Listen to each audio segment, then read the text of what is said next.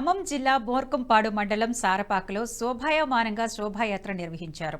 బాలరాముని ప్రాణప్రతిష్ఠ సందర్భంగా సారపాక గ్రామంలో హిందూ బంధువులు సారపాక ఆంజనేయ స్వామి ఆలయం నుండి పురవీధులలో శోభాయాత్ర అంగరంగ వైభవంగా చేపట్టారు.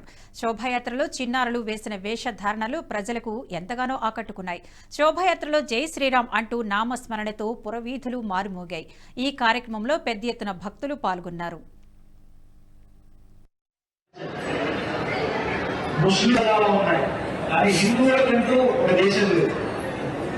మనది సెక్యులర్ రాజ్యం ఉంటాము. మనం ఆ ప్రత్యక్ష